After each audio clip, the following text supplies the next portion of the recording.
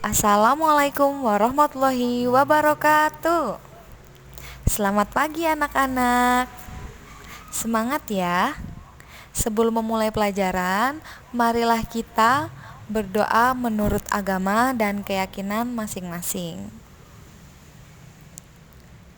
Hari ini kita akan mempelajari tentang teks eksplanasi.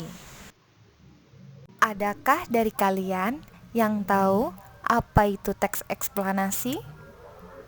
Yap, betul sekali. Teks eksplanasi ialah cerita tentang proses peristiwa-peristiwa. Ada yang tahu peristiwa-peristiwa apa saja yang ada dalam teks eksplanasi?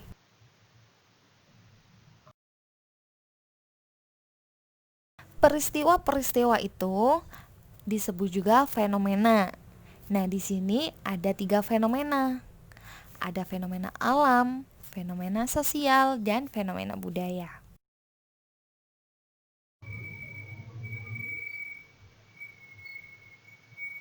Ada banyak sekali fenomena alam yang terjadi di bumi ini. Salah satunya ada gunung meletus, banjir. Ada juga yang sering kita lihat itu adalah hujan, badai, tanah longsor, dan lain sebagainya.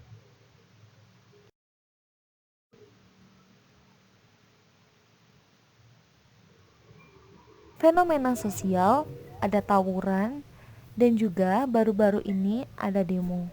Itu termasuk fenomena sosial.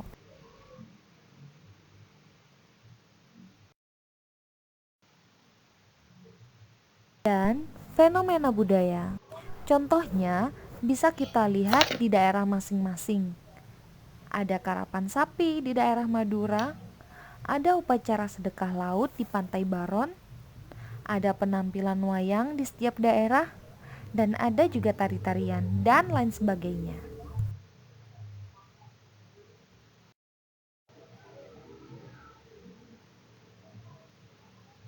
Adalah suatu teks yang menjelaskan hubungan peristiwa atau proses terjadinya sesuatu yang berkaitan dengan fenomena alam, sosial, dan budaya.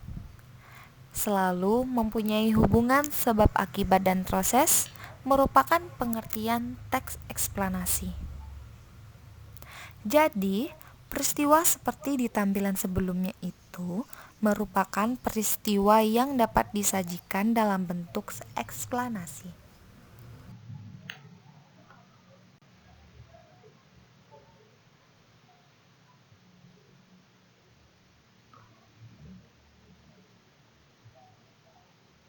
Ciri-ciri teks eksplanasi.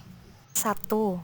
Mengusung sebuah topik berkaitan dengan suatu fenomena, yaitu alam, sosial, dan budaya. 2. Kalimat-kalimat setiap paragraf atau informasi berdasarkan fakta. 3. Fakta dirangkai dengan pola kronologis ataupun pola kausalitas. 5. Bersifat informatif.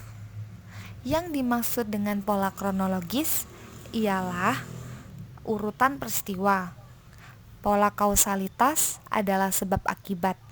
Yang dimaksudkan dengan informatif dengan memberikan informasi yang sesuai dengan fakta.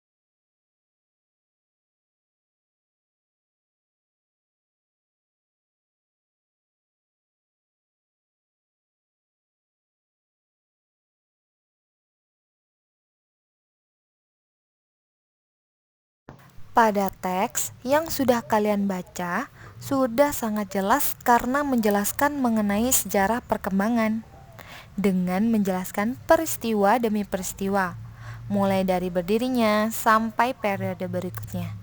Nah, itu merupakan teks eksplanasi.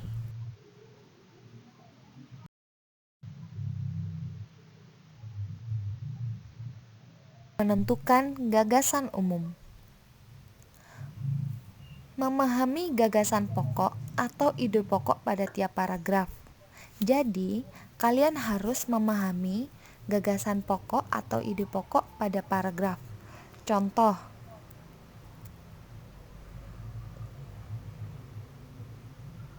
pada contoh sudah saya garis bawahi, dan itu merupakan gagasan pokok atau ide pokok dalam suatu paragraf.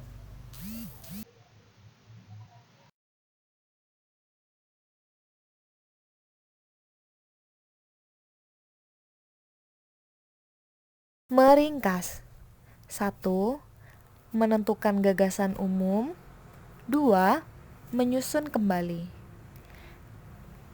Kita harus menentukan dahulu kalimat utama pada awal atau deduktif, pada akhir atau induktif, atau campuran.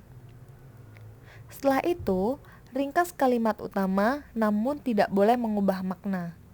Kalian bisa meringkas kalimat, tapi jangan sampai merubah makna pada kalimat tersebut.